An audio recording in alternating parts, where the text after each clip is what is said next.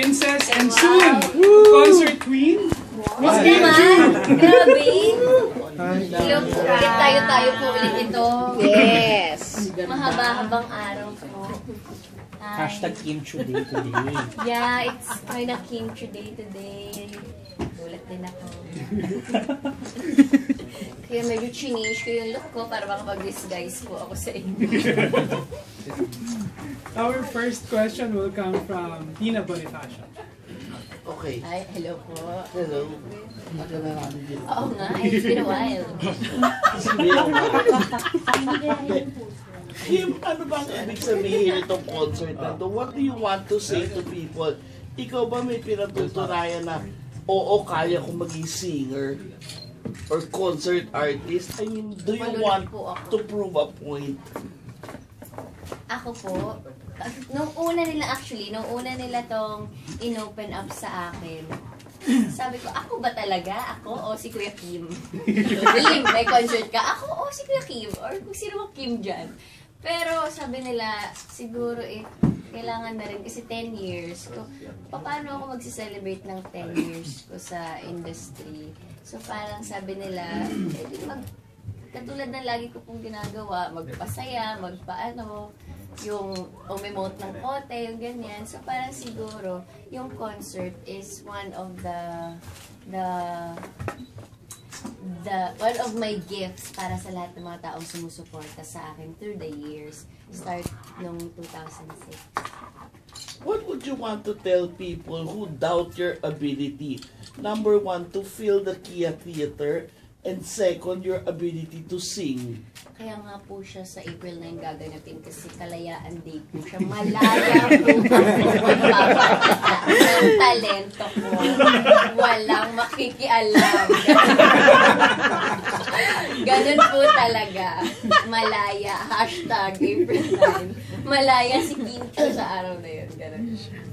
Kaya ganun po siya. Pero syempre, alam ko naman po yung mga taong pupunta doon, yung mga taong nagmamahal po sa akin. Tsaka yung, yung sumusuporta talaga sila and naniniwala sila sa akin. Pero lower the expectation lang po. Huwag masyado mataas. So yun, ganun. And masaya ako. I'm very thankful and I'm very happy sa Star Music, kay Tita Malu, dahil binigyan nila ako ng ganitong klaseng 10 years celebration. Hindi naman po kasi lahat na bigyan ng, mag-celebrate ka kasi pang 10 taon mo na. Parang, ako paano ako mag-celebrate? So sila na nag-isip for me. And then yun. Nagkaroon po siya ng ganito sa April 9. Freedom Day. Freedom Day. Anong ma-expect in terms of prod numbers, guests, etc.?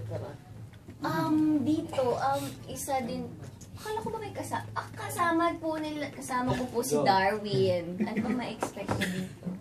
Expect nila from production side namin talagang pasabog ang aming mga prod. And ayun, maglalaro kami sa lights and set design. And costumes. And costumes. Yeah, fashion show. Fashion show. Iba-ibang costumes. Tapos, kaya din siya fantasy kasi gusto ko kasi talaga maging princess. Parang yung life story ko is like a fairy tale na isang babaeng dyan lang sa probinsya lumaki, nangarap na malaki, natupad naman pala. Parang ganun. Tsaka ang kaibahan ng concert ni Kim sa mga na-produce naming concert sa Star Events. This is the first concert namin na hindi lang siya talaga concert. Para siyang story, para siyang play, para siyang may sinasabi.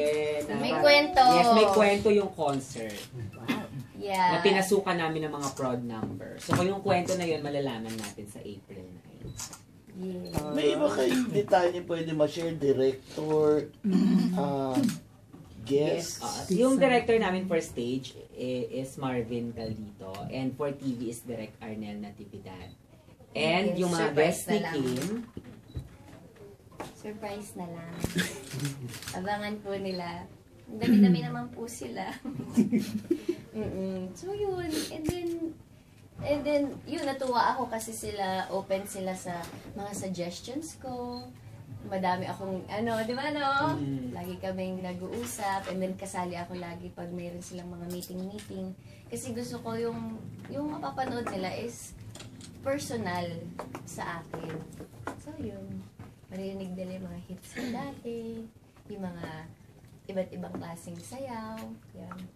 Basta, it's more of entertainment. Parang ganun. Yan. Kasi hindi naman talaga ako totoong singer, hindi naman talaga ako totoong dancer. I'm just an entertainer. So, yun. So, i-showcase ko na lang yun.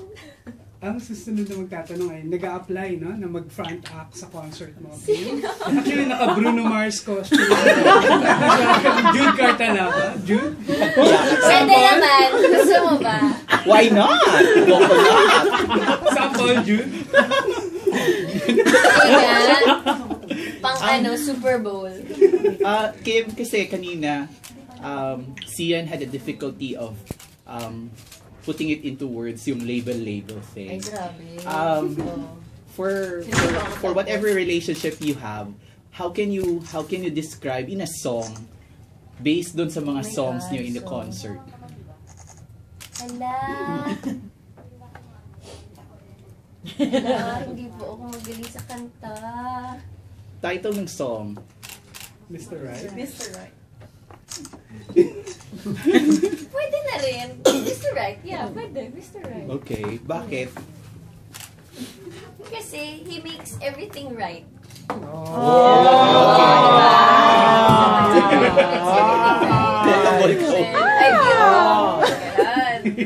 Gusto mo yun? Kapalit nun, front act ka. Sure! Gusto mo somersaulting ko. Eto, kabisado nyo na rin ang kantang Mr. Right, si Mami Jo Bonsora. Ayan, Bagay kumakanta totoo talaga. naman. Ito lang memorize ko na yung kanta mo. Pero ang itatanong ko, today we celebrate the International Women's Day. What do you think should be the role of women, especially in the Philippines?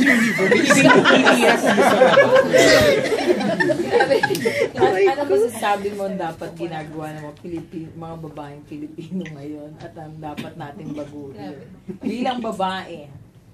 Okay. YouTube, content number 81. Siguro ngayon kasi sa generation natin, it's more on equality na kasi. Patas na kasi yung babae at lalaki. Dati hindi nagtatrabaho yung mga babae, nasa bahay lang sila, nag-aalaga ng bata. Pero ngayon, career woman na rin yung mga babae. Nagli-lead na rin sila ng negosyo, nagli-lead. Basta leader na rin sila. Parang pareho na yung Walang intro. yung babae sa lalaki. So parang it's more on equality. It's about proving something right na kaya rin ng mga babae yung ginagawa ng mga lalaki. Which is napatunayan naman natin ngayon. Doon ba sa kanta mong Mr. Right? Kasi kultura nating mga Pilipino yung paniniwala sa Mr. Right. Do you think all girls, especially in the country, should wait for a Mr. Right? Or should we believe in a Mr. Right? Yes, oo naman po. Maniniwala po talaga tayo na may Mr. Right. Minsan, kailangan lang natin makahanap ng Mr. Wrong para ma-compare natin kung ano ang wrong and right. So dapat makilala muna si Wrong. Oo. Kasi Stage naman kasi yun eh. hindi mo makikilala si Mr. Right pag di mo nakilala si Wrong. Oo, kasi hindi mo makikita kung anong difference ng mali sa tama. So may nakilala ka ng Mr. Wrong. Wala po ako sinasabing gano'n. Gusto kong tanong, ibig ko sabihin yung mga dati mong minahal ay Mr. Wrong. Hindi po siya mga...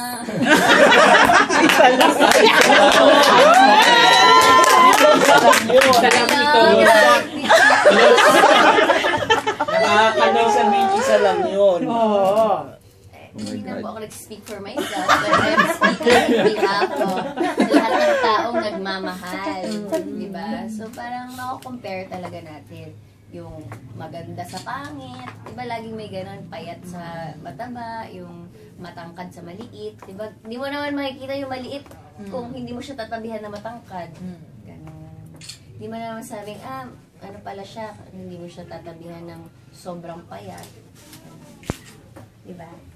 This concert is your reality, your dream becoming a reality. Dahil sabi mo, gusto mo maging princess. Yes, opo. Isa to sa mga pangarap ko maging prinsesa. Talaga, alam ko hindi po magiging totoo. Pero kahit sa isang gabi lang po, ay maging prinsesa po ako. Pero ano yung mga naisuggest mo kay Darwin na na gusto mo maging itsura ng pagiging princess mo? Marami po akong sinabi at natuwa naman po ako. Pumayag po sila. Kasi may pinesent sila isang concept. Binura namin lahat.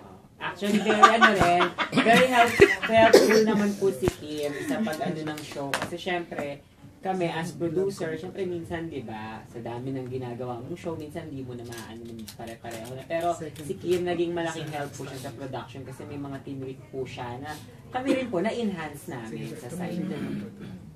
So makikita po natin ibang klaseng prinsesa si Kim sa concert na to. Opo, sayaw, kanta, instrument.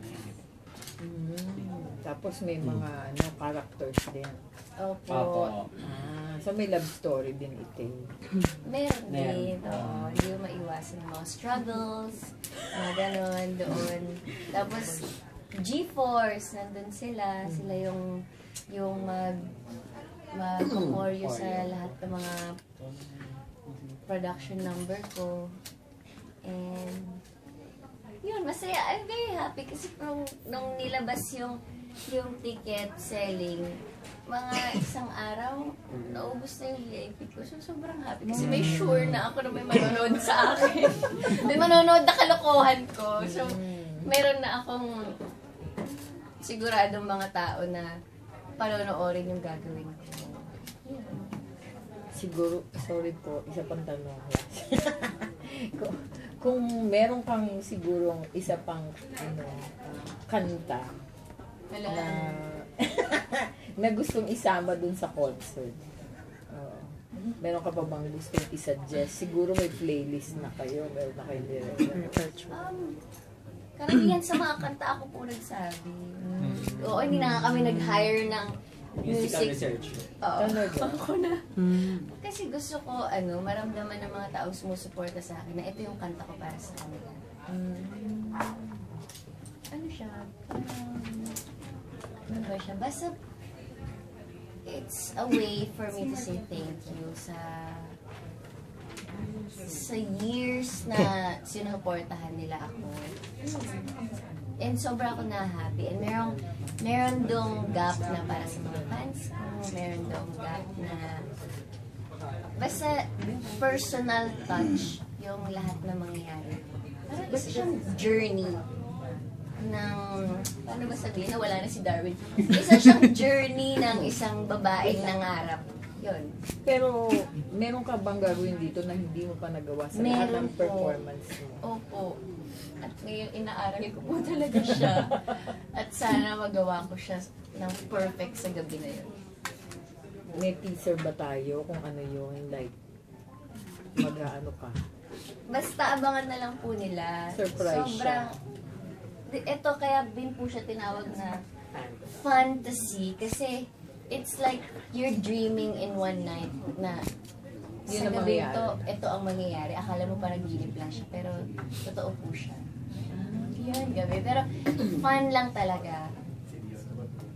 Hindi ko mapapromise na tatawa ka lang ng tatawa, pero pwede ako mag-promise na mag-enjoy ka. Don't worry, we'll invite you. Our next question will come from the original Binondo girl, Ning Bobby. Parang yung Binondo girl. Ayun. Tanong ko lang sa'yo, sinabi mo kanina yung show na to is yung pangarap ng isang prinsesa or maging isang prinsesa. For 10 years, ano na ba yung mga natupad na pangarap mo from the start? Marami, kasi una din, kaya lang naman ako sumali ng PBB kasi gusto ko lang makita sa TV at yun lang yun, at wala nang iba. Pero, for how many years, nagkatotoo siya and parang hindi ko na lubos maisip na parang kahit pumunta ako sa ibang bansa, kilala ako ng tao. So, parang na-happy ako na isa sa mga dreams ko ay natupad, which is to be seen on TV. At nadagdagan pa, nagkaroon pa ng movie, teleserye, gano'n. How about for your family? Ano yung Opo, pangarap na natupad? Nakapagtapos na po silang lahat. Okay. Isa na lang po ang hindi. At natupad ko rin ang pangarap na maging piloto siya. So, nag-aaral po siya ngayon.